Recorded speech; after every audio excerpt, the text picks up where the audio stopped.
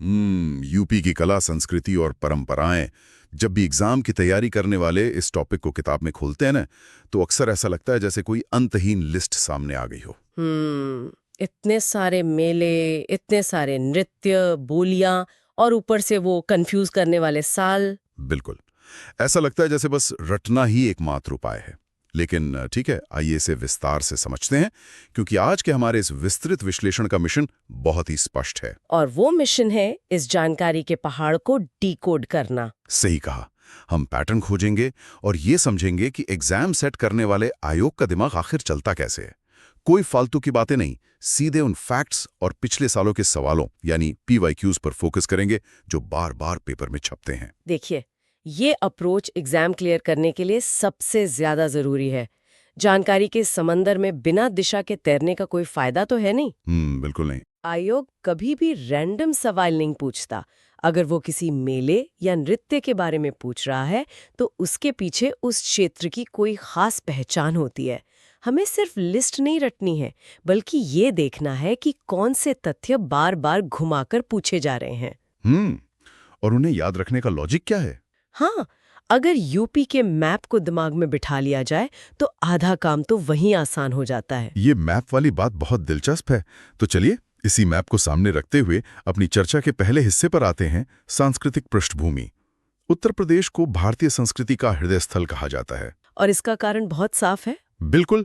अगर इसके प्रमुख शहरों को देखें, वाराणसी जो दुनिया के सबसे पुराने शहरों में से एक है, अयोध्या और मथुरा जो हमारी पौराणिक कथाओं के केंद्र हैं, और प्रयागराज जो नदियों का संगम है।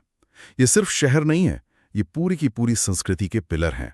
और अगर हम इसे व्यापक संदर्भ में देखें, तो इन शहरों की अहमियत सिर्फ धर्म तक सीमित नहीं है। इसके पीछे का भूगोल समझना बहुत जरूरी है। भूगोल से आपका मतलब नदियों वाले क्षेत्र से है? जी, गंगा और यमुना नदियों के बीच का जो उपजाऊ क्षेत्र है, जिसे दोआब कहा जाता है, उसने हमेशा से समृद्धि को आकर्षित किया है। जहाँ समृद्धि होती है, वहीं कला, साहित्य और विचारों का विकास होता है। एक वैचारिक संगम। बिल्कुल। सदियों से यहाँ अलग अलग विचार, परंपराएं और लोग आते रहे। इसी वैचारिक संगम से जन्म हुआ गंगा जमुनी तहजीब का। ये सिर्फ एक शब्द नहीं है, ये यूपी का एक ऐसा वैचारिक ढांचा है जिसने यहाँ की कला से लेकर खान पान तक सब कुछ गढ़ा है। और यहीं पर एग्जाम का सबसे फेवरेट सवाल सामने आ जाता है। पिछले वर्षों के प्रश्न पत्रों यानी PYQ को उठाकर देखें तो एक सीधा सवाल कई बार टकराता है कि गंगा जमुनी तहजीब का संबंध किस राज्य से है। हाँ, और ऑप्शन में अक्सर आसपास के राज्य देकर कंफ्यूज किया जाता है। एकदम सही, लेकिन इसका एकदम सटीक उत्तर उत्तर प्रदेश ही है। इसे तो दिमाग में परमानेंटली फिक्स कर लेना चाहिए कैंडिडेट्स को। एकदम सही बात है। अब जब इस तहजीब और पृष्ठभूमि को समझ लिया गया है, तो चलिए उस टॉपिक पर चलते हैं जो हर बार एग्जाम में मैचिंग वाले सवालों में आता है, प्रमुख त्योहार और मेले। ये लिस्ट अक्सर बहुत लंबी लगती है। हाँ, तो इसे हम कुछ लॉजिकल हिस्सों में बांटकर देखते हैं। मेलों की बात हो और शुरुआत कुंभ मेले से ना हो, ये तो संभव ही नहीं है। प्रयागराज का कुंभ मेला तो जैसे कमीशन का ऑल टाइम फेवरेट है। बिल्कुल। इसमें याद रखने वाले 3 मुख्य पॉइंट हैं। पहला स्थान प्रयागराज, दूसरा नदियों का संगम गंगा, यमुना और अदृश्य सरस्वती, और तीसरा इसका टाइम साइकिल जहां अक्सर गलती होती है, महाकुंभ और अर्धकुंभ वाला। हाँ, महाकुंभ हर 12 साल में आता है। हाँ। और अर्धकुंभ हर 6 साल में। कुंभ के अलावा आयोग अक्सर शहरों और उनके खास त्योहारों को क्रॉस मैच करने के लिए देता है। अब रटने के बजाय अगर इस शहर की कहानी याद रहे तो आसान होता है। जैसे मथुरा वृंदावन का क्षेत्र। बिल्कुल, वो कृष्ण भगवान से जुड़ा है, तो जाहिर है वहां जन्माष्टमी बहुत धूमधाम से मनाएगी। लेकिन साथ ही बरसाना की लठमार होली बहुत खास है, जहां महिलाएं लाठियों से होली खेलती हैं। और अयोध्या की बात करें तो भगवान राम से जुड़ा होने के कारण रामनवमी और आज के समय में दुनिया भर में मशहूर हो चुका दीपोत्सव वहां की पहचान है। वहीं अगर वाराणसी की तरफ जाएं तो शिव की नगरी में गंगा महोत्सव और देव दीपावली बहुत भव्य तरीके से मनाई जाती है। देव दीपावली आम दिवाली से अलग होती है ना? हाँ, ये कार्तिक पूर्णिमा को मनाई जाती है और घाटों का नजारा अद्भुत होता है। एक सेकंड, त्योहार तो समझ में आते हैं, लेकिन जो मेलों की लिस्ट है फेयर्स की, वो बहुत डराने वाली है। मेरे सामने 14 प्रमुख मेलों की लिस्ट है। अगर इसे सीधे सीधे पढ़ा जाए तो कोई भी एग्जाम हॉल में जाकर भूल जाएगा। क्या हम इसे किसी तरह डिकोड कर सकते हैं? बिल्कुल लॉजिक है इसका। चलिए इसे थीम के हिसाब से बांटते हैं। सबसे पहले वो मेले देखते हैं जो सांप्रदायिक सौहार्द या हिंदू मुस्लिम एकता के प्रतीक हैं। इसमें सबसे बड़ा नाम है नौचंदी मेला, जो मेरठ में लगता है। जी, मेरठ में होली के ठीक बाद। दूसरा इसी थीम का मेला है देवा शरीफ मेला, जो बाराबंकी में लगता है। ये प्रसिद्ध सूफी संत हाजी वारिस अली शाह की दरगाह पर लगता है। एग्जाम में कई बार सीधे पूछा गया है कि वारिस अली शाह की दरगाह का मेला कहाँ लगता है, तो जवाब बाराबंकी होगा। ये तरीका बढ़िया है।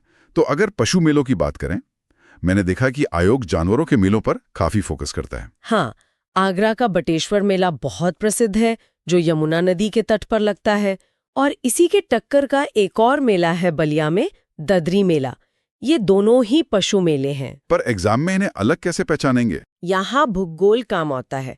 बटेश्वर आगरा में है, यानी पश्चिमी यूपी और यमुना के किनारे, जबकि ददरी मेला बलिया में है, एकदम पूर्वी यूपी में। अगर सवाल में पूर्वी यूपी या बलिया का जिक्र हो तो दादरी या ददरी मेला टिक करना है। समझ गया। अब आते हैं कार्तिक पूर्णिमा और गंगा स्नान वाले मेलों पर। हापुड़ का गढ़मुक्तेश्वर मेला इसके लिए बहुत मशहूर है। और कुछ मेले विशेष देवी देवताओं या संतों को समर्पित हैं, जैसे बलरामपुर का देवी पाटन मेला। ये नवरात्रि के समय लगने वाला एक शक्तिपीठ का मेला है। सहारनपुर में शाकुंभरी देवी मेला बहुत विख्यात है। और आजमगढ़ की सीमा से लगे अंबेडकर नगर में गोविंद साहब मेला आयोजित होता है। कानपुर में लगने वाले मेले का नाम मकनपुर मेला है। इसके अलावा कृष्ण नगरी मथुरा में कंस मेला लगता है, जिसे मुड़िया मेला भी कहा जाता है। शाहजहांपुर में गंगा नदी के तट पर ढाई घाट मेला आयोजित होता है। और सीतापुर की बात करें तो वहां नैमिषारण्य में परिक्रमा मेला लगता है। नैमिषारण्य खुद में एक बहुत बड़ा ऐतिहासिक और धार्मिक केंद्र है। अंत में कासगंज का सोरो मेला भी इसी लिस्ट का हिस्सा है। अगर इन 14 मेलों को जगह और उनके पीछे के छोटे से कारण के साथ जोड़ लिया जाए तो मैचिंग वाले सवाल कभी गलत नहीं होंगे। वाकई अगर मेलों को उनके थीम या नदियों के आधार पर देखा जाए तो रटना काफी कम हो जाता है। अब इसी अप्रोच को अपनी चर्चा के तीसरे भाग में लगाते हैं, लोक नृत्य। यूपी के लोक नृत्य क्षेत्रवार बहुत बटे हुए हैं। हर क्षेत्र की मिट्टी की महक उसके नृत्य में है। ब्रज क्षेत्र से शुरू करते हैं। वहां का चरकुला नृत्य एग्जाम के लिए बहुत महत्वपूर्ण है। इसमें नर्तक अपने सिर पर 108 तेल के दीपक रखकर डांस करते हैं। सिर्फ 108 दीपकों का बैलेंस सोचना ही अपने आप में एक याद रखने लायक फैक्ट है। इसके अलावा ब्रज में रासलीला और मोरपंख पहनकर किया जाने वाला मयूर नृत्य भी है। ब्रज से थोड़ा नीचे बुंदेलखंड की तरफ चलें तो वहां का मिजाज बदल जाता है। वहां ख्याल नृत्य बहुत प्रसिद्ध है, जो विशेष रूप से बेटे के जन्म के उत्सव पर किया जाता है। बुंदेलखंड का ही एक और बहुत जरूरी नृत्य है पाई डंडा। जी, इसे अहीर समाज के लोग करते हैं और इसकी सबसे खास बात यह है कि ये गुजरात के डांडिया से बहुत मिलता जुलता है। आयोग सीधे पूछ सकता है कि यूपी का कौन सा नृत्य डांडिया जैसा है, तो उत्तर पाई डंडा होगा। अब अगर यूपी के मैप में पूरब की तरफ जाएं, यानी पूर्वांचल और अवध की तरफ, तो वहां क्या बदलाव दिखता है? यहाँ सबसे रोचक तथ्य ये है कि पूर्वांचल के नृत्यों में अलग अलग समुदायों की भागीदारी बहुत स्पष्ट दिखती है। जैसे धोबिया नृत्य, जो धोबी समुदाय द्वारा किया जाता है। एक और बहुत ही विजुअल नृत्य है कट घोड़वा। नाम से ही पता चलता है, काठ यानी लकड़ी का घोड़ा। इसमें डांसर लकड़ी के घोड़े के ढांचे के अंदर घुसकर नृत्य करता है। इसके अलावा पूर्वांचल में अहिर समाज द्वारा नटवरी नृत्य भी किया जाता है। और जनजातीय नृत्यों का क्या? सोनभद्र और मिर्जापुर जैसे इलाके जहां आदिवासी आबादी है, वहां से भी तो सवाल बनते हैं। बिल्कुल, और वो सवाल बहुत रिपीट होते हैं। सोनभद्र और मिर्जापुर क्षेत्र में खरवाड़ जनजाति द्वारा कर्मा या शीला नृत्य किया जाता है। ये प्रकृति की पूजा से जुड़ा है। अवध की बात करें तो वहां रामनवमी के मौके पर जोगिनी या कलाबाजी नृत्य होता है। एक और बड़ा दिलचस्प नृत्य है छोलिया। इसे मुख्य रूप से राजपूत समाज द्वारा किया जाता है। इसमें एक हाथ में तलवार और दूसरे में ढाल होती है, जो उनके शौर्य और वीर रस को दिखाता है। पूर्वी यूपी में होली के आसपास जोगीरा भी बहुत गाया और नाचा जाता है। 108 दीपक है तो चरकुला है, और अगर डांडिया जैसा है तो पाई डंडा है। ये विजुअल तरीका बहुत काम का है। अब नृत्यों से जुड़ा हुआ ही हमारा चौथा भाग है, लोक संगीत। अगर नृत्य है तो संगीत भी होगा। यहाँ भी 10 प्रमुख लोकगीतों की लिस्ट है। चलिए देखते हैं कि एग्जाम में इन्हें मैच करने के सवाल कैसे आते हैं। सावन का महीना और महिलाओं द्वारा गाया जाने वाला गीत। सीधा जवाब है कजरी। इसका बनारस घराने से बहुत गहरा रिश्ता है। और पूर्वांचल का नाम आए तो बिरहा सबसे ऊपर आता है। बिरहा मुख्य रूप से अहीर या यादव समुदाय द्वारा गाया जाता है। इसमें विरह यानी दूर जाने का दर्द और वीरता की कहानियां होती हैं। यह उस क्षेत्र के माइग्रेशन के इतिहास से भी जुड़ा है। खुशी के मौकों की बात करें, खासकर जब घर में बच्चे का जन्म होता है तो पूरे यूपी में सोहर गाया जाता है। बिल्कुल। यहाँ पर मैं एक पिछले साल के प्रश्न PYQ पर फोकस लाना चाहूंगा। सवाल कई बार आ चुका है कि आल्हा गीत किस क्षेत्र में प्रसिद्ध है। आला में योद्धाओं की शौर्य गाथाएं होती हैं, वीर रस होता है। और ये क्षेत्र है बुंदेलखंड। आला उदल की कहानियां बुंदेलखंड के कण कण में रची बसी हैं, इसलिए इसे बुंदेलखंड से जोड़ना बहुत आसान है। ब्रज क्षेत्र में भगवान कृष्ण और राधा के प्रेम को दर्शाने वाले गीत गाए जाते हैं, जिन्हें रसिया कहा जाता है। नाम से ही रस झलकता है। चैत्र के महीने में जब बसंत और फाल्गुन का असर होता है, तब चैती गाई जाती है। तारा और जावा कहते हैं। और अगर पारंपरिक लोक कथाओं को एक कहानी की तरह गाकर सुनाने की बात हो तो उस शैली को जरेवा और सदावज्र सारंगा कहा जाता है। ये सेक्शन तो सीधा सीधा फैक्ट चेक है। लोक कलाओं की बात हो रही है तो शास्त्रीय कलाओं को कैसे छोड़ सकते हैं। भाग 5 और 6 में हम शास्त्रीय नृत्य, कला और हस्तशिल्प पर बात करेंगे। उत्तर प्रदेश का इकलौता और भारत का एक बहुत प्रमुख शास्त्रीय नृत्य है कथक। कथक पर तो हर दूसरे एग्जाम में सवाल होता है और इसमें कंफ्यूजन भी बहुत होता है। सबसे पहला फैक्ट, कथक की उत्पत्ति उत्तर प्रदेश में ही हुई थी। इसके 2 सबसे बड़े घराने हैं, लखनऊ और बनारस। जिन लोगों को घराने में कंफ्यूजन होता है उनके लिए बता दूं कि घराना एक तरह की स्टाइल या स्कूल ऑफ आर्ट होता है। हाँ, लेकिन यहाँ सबसे जरूरी फैक्ट ये है कि कथक को इसका सबसे परिष्कृत रूप और बड़ा संरक्षण मुगलों और नवाबों के दरबार में मिला। अवध के नवाब वाजिद अली शाह का समय कथक के लिए स्वर्ण काल माना जाता है। अब अगर कलाओं की बात करें तो यूपी की पहचान वहां के जिलों के खास हस्तशिल्प से भी है। 1 डिस्ट्रिक्ट 1 प्रोडक्ट की तहत भी इन पर बहुत जोर है। चलिए एक क्विक रिवीजन करते हैं। चिकनकारी का नाम आए तो आंख बंद करके लखनऊ पर टिक करना है। ये एक PYQ भी है कि चिकनकारी कहाँ की प्रसिद्ध कला है। इसके बाद पीतल कला या ब्रास वर्क के लिए मुरादाबाद जाना जाता है। भदोई का नाम कालीन के लिए पूरी दुनिया में मशहूर है। फिरोजाबाद को सुहाग नगरी भी कहते हैं क्योंकि वहां का कांच उद्योग और विशेषकर कांच की चूड़ियां बहुत प्रसिद्ध हैं। बनारस की सिल्क साड़ियों के साथ साथ वहां का जरी जरदोजी का काम बहुत उम्दा है। और आजमगढ़ की ब्लैक पॉटरी यानी काली मिट्टी के बर्तन, जिनकी बहुत ही अलग चमक और पहचान है, एग्जामिनर्स के फेवरेट सवालों में से एक है। कला और क्राफ्ट से निकलकर अगर हम भाग 7 में साहित्य की दुनिया में जाएं, तो ऐसा लगता है जैसे सारा का सारा फोकस एक ही शहर पर आ जाता है, वाराणसी। एग्जाम में अक्सर विद्वानों और उनके कार्यक्षेत्र को मैच करने को कहा जाता है। अगर हम तुलसीदास जी की बात करें, जिन्होंने रामचरितमानस रची, उनका क्षेत्र वाराणसी था। कबीर दास जी, जिन्होंने समाज को आईना दिखाया, उनका जन्म और कर्मभूमि भी वाराणसी ही है। मुंशी प्रेमचंद, जो हिंदी साहित्य के मील के पत्थर हैं, उनका संबंध भी वाराणसी के लमही गांव से है। बस एक बड़ा नाम है जो ब्रज से जुड़ा है, और वो है सूरदास जी। उनकी रचनाएं और उनका जीवन मुख्य रूप से ब्रज क्षेत्र में ही केंद्रित रहा। तो अगर साहित्यकारों की मैचिंग आए और कंफ्यूजन हो तो वाराणसी के चांसेस बहुत ज्यादा होते हैं। हमने संस्कृति, संगीत, साहित्य सब देख लिया, लेकिन इन सब का असर वहां की ईंट पत्थरों और इमारतों पर भी पड़ता है। बिल्कुल पड़ता है। अब हम भाग 8 की तरफ बढ़ते हैं, स्थापत्य और धरोहर। यहाँ सबसे बड़ी चुनौती है यूनेस्को विश्व धरोहर स्थलों के साल याद रखना। एग्जाम में साल अक्सर दिमाग से स्लिप हो जाते हैं। क्या इसको कोई हैक है? बिल्कुल है। यूपी में यूनेस्को साइट्स मुख्य रूप से आगरा बेल्ट में है। इसे ऐसे याद रखें कि 1983 आगरा के लिए एक मैजिक ईयर था। 1983? जी। 1983 में 2 सबसे बड़ी इमारतों को यूनेस्को का दर्जा मिला, ताजमहल जिसे शाहजहां ने बनवाया और आगरा का किला जिसे अकबर ने बनवाया था। और फिर 1986? हाँ, इसके ठीक 3 साल बाद 1986 में फतेहपुर सीकरी को ये दर्जा मिला। फतेहपुर सीकरी को अकबर ने बसाया था और इसके अंदर बुलंद दरवाजा और शेख सलीम चिश्ती की दरगाह बहुत महत्वपूर्ण स्थापत्य हैं। तो 1983 और 1986, बस ये 2 साल याद रखने हैं। ये काफी लॉजिकल है। धार्मिक और ऐतिहासिक स्थलों की बात करें तो वाराणसी में काशी विश्वनाथ मंदिर है, जिसके बारे में इतिहास में कई बार पूछा गया है कि इसके वर्तमान स्वरूप का पुनर्निर्माण किसने करवाया। उत्तर है महारानी अहिल्याबाई होलकर ने। बौद्ध धर्म से जुड़े स्थलों में सारनाथ बहुत अहम है, जहां भगवान बुद्ध ने अपना पहला उपदेश दिया था। वहां का धार्मिक स्तूप सीधे तौर पर एग्जाम में पूछा जाता है। और कुशीनगर वो जगह है जहां बुद्ध ने महापरिनिर्वाण प्राप्त किया था। अगर मुगलों से आगे बढ़कर अवधी वास्तुकला की बात करें तो लखनऊ की इमारतें दिमाग में आती हैं। नवाब असफुद्दौला द्वारा बनवाया गया बड़ा इमाम बाड़ा इंजीनियरिंग का एक बेजोड़ नमूना है।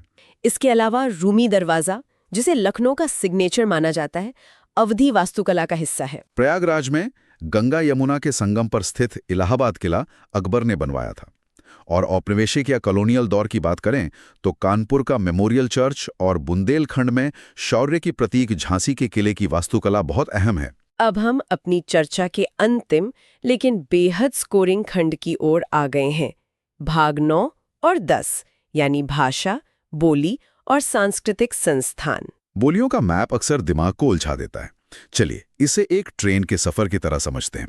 मान लीजिए पश्चिमी यूपी के मेरठ या सहारनपुर से ट्रेन पकड़ी जाती है।